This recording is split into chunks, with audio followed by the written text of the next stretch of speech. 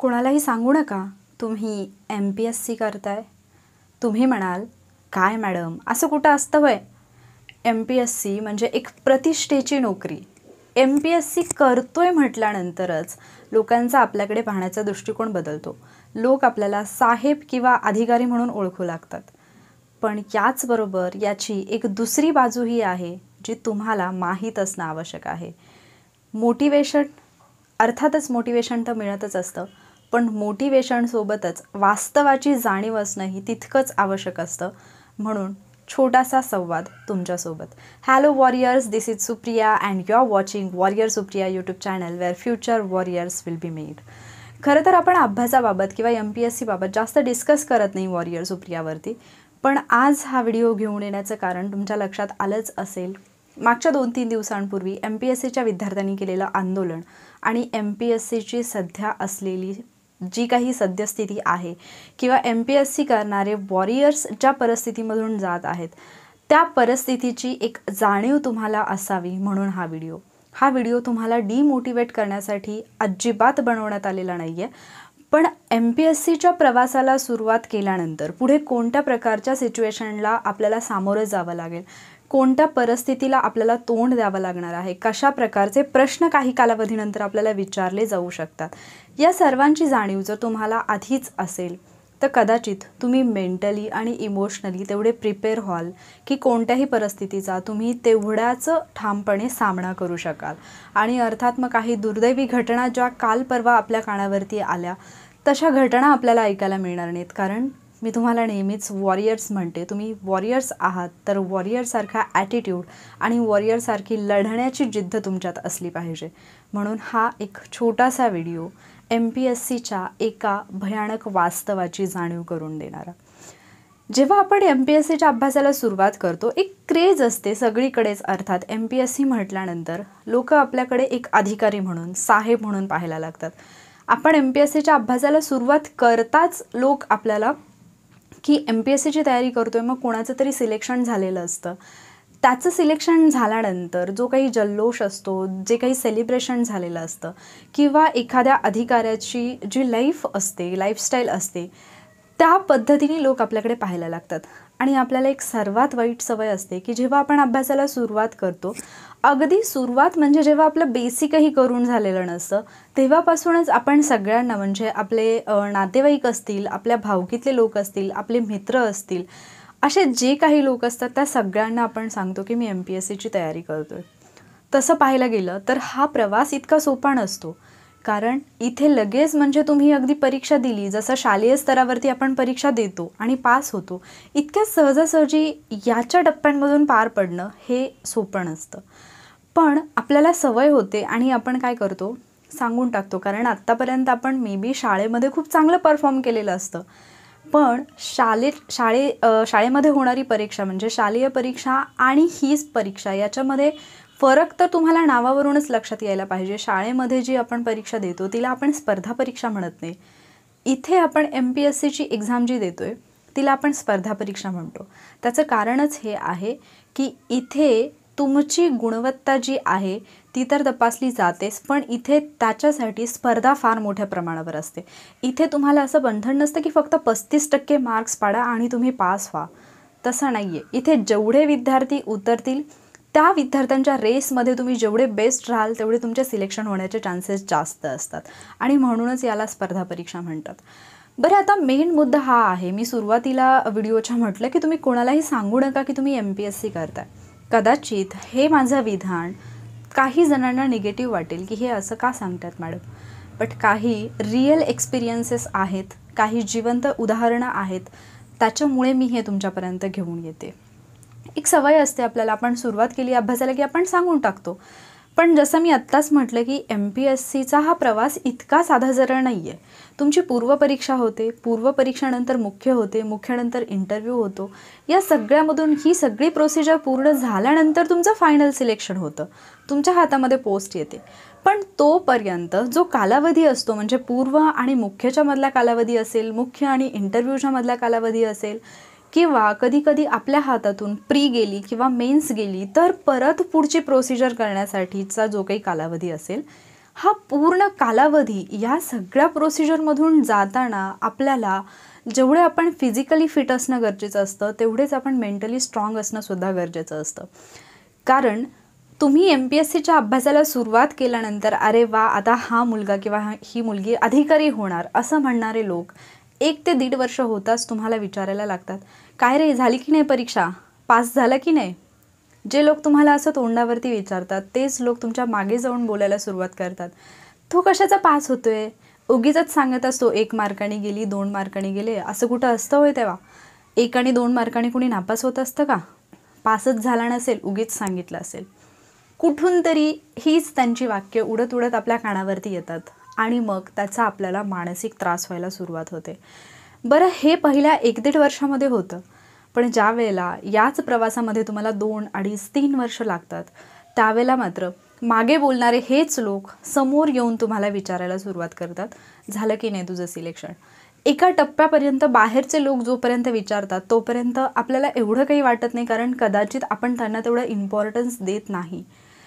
पण एक पॉईंट असा येतो जेव्हा आपल्या घरातले, आपल्या विश्वासातले, ज्यांच्यावरती आपण डिपेंड असतो ते लोक आपल्याला वारंवार विचारायला लागतात आणि तिथे कदाचित आपल्या सहनशीलतेचा बांध फुटू शकतो. आणि म्हणून सुरुवातीपासूनच आपण कोणती काळजी घेतली पाहिजे याबाबतचा हा व्हिडिओ आहे. स्पेसिफिकली ज्या कोणी लेडीज आहेत, हाऊसवाईफ आहेत, ज्या घर सांभाळून हे करण्याचा प्रयत्न करतात, अर्थात त्यांना त्यांच्या फॅमिलीचा सपोर्ट असायला हवा. बऱ्याचदा असं होतं की फक्त त्यांचे हजबंड जे असतात ते सपोर्ट करतात, बाकीचे फॅमिली मेंबर्स सपोर्ट करत नसतात. अशा वेळेला तर कटाक्षाने एक काळजी घ्या की तुम्ही कोणालाही सांगू नका की तुम्ही MPSCची तयारी करताय. फार तर जर तुम्हाला म्हणजे कोणी विचारलं ना तर तुम्ही सरळ असं जरी सांगितलं की मी काही नाही करते, मी फक्त घर सांभाळते, बरं अभ्यास कशाचा करते, कधी दिसलंच कोणाला तुमच्या हातात पुस्तक, टाईमपास म्हणून वाचते म्हणून सांगा. कारण इतरांपेक्षा गृहिणींना या गोष्टीचा सामना करणं खूप अवघड जातं.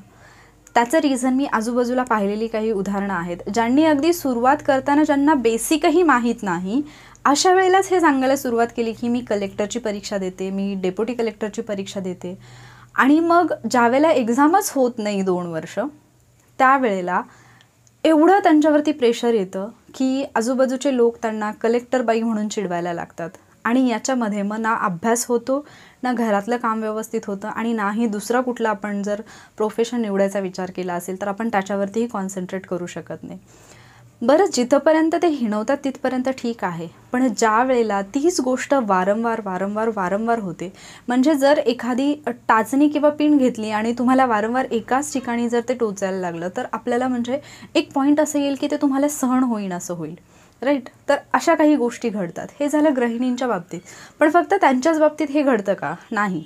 या फील्डकडे आलेल्या प्रत्येक व्यक्तीच्या बाबतीत हे घडू शकतं, जर त्या व्यक्तीला फर्स्ट अटेम्प्टपेक्षा जास्त अटेम्प्ट द्यावे लागले तर. बरं, तुम्ही म्हणाल की एकदा पास झाल्यानंतर तर आपण या सगळ्यातून सुटत असू. अजिबात नाही.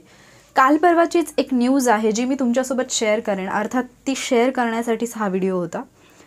त्या न्यूजचं हेडिंगच असं होतं, MPSC म्हणजे घोळात घोळ, मनस्तापाची परंपरा, निकाल रखडले आणि परीक्षा लांबणीवर. अर्थात तुम्हाला माहिती असेल की 2019मध्ये जी राज्यसेवेची एक्झाम झाली होती त्यांचा रिझल्ट फायनल आलेला आहे, पण त्यानंतरही अजूनही त्या कॅन्डिडेट्सना जे सिलेक्ट झाले त्या अधिकाऱ्यांना अजूनही नियुक्ती मिळालेली नाही. अर्थात त्यांच्यापैकीच एकाचा लेख तुम्ही काल वाचला असेल की म्हणजे तहसीलदार यापदी नियुक्ती झाल्यानंतरही अजून नियुक्ती न मिळाल्यामुळे नाईलाजास्तव ते शेतामध्ये काम करत आहेत. अर्थात ज्या वेळेला त्यांचं सिलेक्शन झालं, ज्यावेळेला फायनल रिझल्ट आला तेव्हा अर्थातच त्यांनी सेलिब्रेशन केलं असेल, पण त्यानंतर नियुक्ती न मिळाल्यामुळे ज्यावेळेला तोच तहसीलदार शेतामध्ये काम करताना आजूबाजूचे लोक पाहत असतील, व्हॉट डू यू थिंक, ते असं म्हणत असतील, वा वा तहसीलदार साहेब छान काम करताय. जे लोक तुमचं सिलेक्शन झाल्यानंतर गुलाल उधळायला असतात तेच जर तुम्हाला जॉईनिंग नाही मिळाली वेळेवरती तर तेच लोक येऊन तुम्हाला विचारतील, तू पास तरी झाला होतास का रे, की उगीच आपलं बढाया मारत होतास. आणि कुठेतरी मग आपल्या क्षमतेवरती आपण जे काही अचीव केले त्याच्यावरती लोक डाऊट घ्यायला लागतात आणि आपण कितीही नाही म्हटलं तरी त्याचा त्रास आपल्याला व्हायला लागतो. अजूनही PSI 2018चे जे कॅन्डिडेट सिलेक्ट झालेत त्यांचा फायनल रिझल्ट आला आहे, मे बी कोरोनामुळे त्यांना तेवढं सेलिब्रेशन नाही करता आलं जेवढं प्रत्येक वर्षी इतर कॅन्डिडेट्स करतात, इतर अधिकारी करतात. पण अजूनही आता 2021 चालू आहे, अजूनही त्यांना ट्रेनिंगसाठीच बोलवलेलं नाही आहे. मे बी एप्रिलमध्ये त्यांना सांगितलेलं आहे की ते ट्रेनिंगसाठी जातील. बट हा कालावधी किती मोठा झाला. 2019ला PSI क्वालिफाय झालेले म्हणजे PSI मेन्स क्वालिफाय झालेले जे कॅन्डिडेट आहेत त्यांचं अजूनही शारीरिक चाचणीचं टाईमटेबल आलेलं नाही आहे. त्यांची फिजिकल टेस्ट कधी होईल याबाबत काहीही क्लॅरिटी नाही आहे. 16 ते 17 महिने झाले ते स्टुडंट फिजिकल करत आहेत आणि फिजिकल करणं जेवढा तुम्ही अभ्यास करता तेवढं खरंच सोपं नाही आहे. हे खूप डिफिकल्ट आहे. बिकॉज ज्यावेळेला तुम्ही अभ्यास करता तुम्ही म्हणजे बसू शकता एका जागेवरती, बराच वेळ घालवू शकता. पण ज्यावेळेला तुम्हाला फिजिकलची तयारी करायची असते त्यावेळेला तुमचं डाएट तसं असणं आवश्यक आहे. तुमच्या खाण्यापिण्याच्या गोष्टींवरती तुम्हाला लक्ष द्यावं लागतं. तुम्हाला तुमची झोप पुरेशी घ्यावी लागते. ज्यावेळेला तुम्ही हेवी वर्कआउट करता तर त्यानंतर तुम्ही अभ्यासावरती कॉन्सन्ट्रेट करूच शकत नाही. आता जे कॅन्डिडेट 2019च्या फिजिकलसाठी क्वालिफाय झालेले आहेत ते कॅन्डिडेट्स जर फिजिकल करत असतील तर हे त्यांच्यासाठी खूप डिफिकल्ट आहे की फिजिकल करत करत ते अभ्यासावरती सुद्धा लक्ष देतील. ते कॉन्सन्ट्रेटच नाही करू शकत अभ्यासावरती. मग पुढे एक्झॅक्टली काय होणार याची अनिश्चितता असल्यामुळे म्हणजे इकडेही नाही आणि तिकडेही नाही अशी त्यांची अवस्था होऊन बसली. त्याचबरोबर आणखी या आहेत स्थापत्य अभियांत्रिकी, त्यांची नियुक्ती रखडलेली आहे. पशुधन विकास अधिकारी 1300 जागा आहेत, त्यांचा निकाल घोषित होणं अजून बाकी आहे. खूप जास्त पोस्ट आहेत अशा किंवा खूप म्हणजे मागच्या 2-3 वर्षामधल्या खूप एक्झामचे रिझल्ट बाकी आहेत. काही एक्झामचे रिझल्ट बाकी आहेत, काही एक्झामचे रिझल्ट लागलेले आहेत पण पुढची प्रोसिजर इनकम्प्लीट आहे.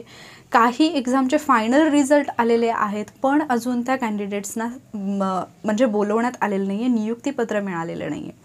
हे वास्तव आहे. तुम्ही म्हणाल की मॅडम तुम्ही आम्हाला घाबरवताय. मी तुम्हाला घाबरवत नाही आहे. मी तुम्हाला फक्त याची जाणीव करून देते की तुम्ही जेव्हा या फील्डकडे येता तेव्हा तुम्हाला हे माहिती असलं पाहिजे की मला या पूर्ण प्रोसिजरला किती कालावधी लागू शकतो. मॅक्झिमम जो लागू शकतो ना तो कालावधी गृहीत धरून तुमची वाटचाल असली पाहिजे किंवा त्या दृष्टीने तुमची मानसिक तयारी असायला पाहिजे. कारण एका ठराविक वेळेनंतर तुमचे नातेवाईक तर सोडा, ते कुठे तुम्हाला हेल्पसाठी पण येत नसतात, त्यामुळे त्यांचा तर विचार करायचा नाही आहे. पण जे लोक तुम्हाला मदत करत असतात, ज्या लोकांवरती तुम्ही कम्प्लिटली डिपेंड असता ते लोकसुद्धा कुठेतरी तुमच्यावरती डाऊट घ्यायला लागतात की तू खरंच पास होतोयस का, तू खरंच एक्झाम देतोयस का, किती दिवस परीक्षाच देत बसणार, तुझं लग्न करायचं की नाही, एवढे सगळे मुद्दे असतात. कारण MPSC मेरी जान असं तुम्हाला दिसत असेल बोर्डवर, पण खरंच MPSC म्हणजे आयुष्य आहे का हे तुम्हाला कळलं पाहिजे. म्हणजे एखादी परीक्षा, तुमच्या त्या परीक्षेमध्ये तुमचं आयुष्य आहे की तुमच्या आयुष्यामध्ये ती परीक्षा आहे हेही तुम्हाला कळलं पाहिजे. ज्या वेळेला मी तुम्हाला मोटिवेट करते की तुमचं ध्येय आहे तर त्याच्या पाठीमागे तुम्ही धावा, खरंच धावा, जीव तोडून धावा. ते मिळवण्यासाठी तुम्ही रात्रंदिवस एक करा. पण त्याचबरोबर त्या वाटेवरती असणारे संभाव्य धोके किंवा त्या वाटेवरती येणाऱ्या अडचणी असतील, कुठे तुम्हाला ठेच लागू शकते, कुठे खड्डा आहे, कुठे दगड आहे, कुठे काटे आहेत, हे सुद्धा तुम्हाला माहीत असणं तेवढंच आवश्यक आहे. अदरवाईज याचा अर्थ असा होईल की मी तुम्हाला फक्त एक बाजू सांगितली आणि दुसऱ्या बाजूची ओळखच करून दिली नाही. कुठेतरी मी तुमची फसवणूक केल्यासारखं होईल आणि ते मला करायचं नाही आहे. जे कोणी नवीन या प्रवासामध्ये यायला लागलेत त्यांच्यासाठी हा व्हिडिओ होता. जे ऑलरेडी आहेत त्यांना माहिती, आणि काही जणांना खरंच पश्चातापही होत असेल की मी का आधीच सांगितलं. जे विद्यार्थी पुण्याला जाऊन तयारी करतात, मी पाहिलेलं आहे की अगदी त्यांचा फायनल रिझल्ट आल्यानंतरसुद्धा ते गावी येत नाहीत. का? कारण त्यांना माहीत असतं की जोपर्यंत म्हणजे सगळं काही व्यवस्थित सेटल झालं असं वाटत नाही तोपर्यंत आपण जायला नको. नाही तर आज जे लोक आपल्या अवतीभोवती नाचत आहेत, सेलिब्रेट करत आहेत, उद्या तेच लोक विचारतील अरे तू खरंच पास झाला होता का. आणि ह्या सिच्युएशनला तुम्हाला सामोरं जावं लागू नये. हे विनाकारणचं टेन्शन आहे. म्हणजे अभ्यास आहे, क्वेश्चन पेपर आहे, टेस्ट आहे, प्री आहे, मेन्स आहे, या सगळ्या एक्झामच्या टप्प्यातून तर तुम्हाला जायचं आहे, त्याचं तर टेन्शन तुम्हाला येणार आहे. पण हे बाकीचे जे लोक विचारणारे असतात ना, हे सगळं विनाकारणचं टेन्शन आहे. आणि ते विनाकारणचं टेन्शन आपल्याच हाताने आपण वाढवून ठेवू नये म्हणून हा व्हिडिओ होता. आय होप मला या व्हिडिओमधून जे तुम्हाला सांगायचं होतं ते तुम्हाला समजलं असेल. मी पुन्हा एकदा सांगते की तुम्हाला डिमोटिवेट करण्यासाठी हा व्हिडिओ अजिबात नव्हता, पण नक्कीच तुम्हाला सावध करण्यासाठीचा हा व्हिडिओ होता. त्यामुळे जोपर्यंत तुम्हाला 100% खात्री नाही आहे की आपलं सिलेक्शन झालं आहे, फायनली आपण अधिकारी झालो, तोपर्यंत कोणालाही सांगण्याची घाई करू नका. कधीतरी मन मोकळं करण्यासाठी, मनातलं कोणाजवळ तरी बोलण्यासाठी एखादी व्यक्ती असू द्या आयुष्यामध्ये, तुमचा भाऊ, बहीण, मित्र, मैत्रीण, आई, वडील यांच्यापैकी कोणीही, ज्यांच्याशी तुम्ही फ्री फ्रँक सगळं काही शेअर करू शकाल. बट म्हणून हे सगळ्यांना सांगत बसण्याची अजिबात आवश्यकता नाही आहे, कारण आज तुमच्यावरती विश्वास दाखवणारे उद्या तुमच्यावरती डाऊट घेतील आणि तिथे तुमचं खच्चीकरण होऊ शकतं.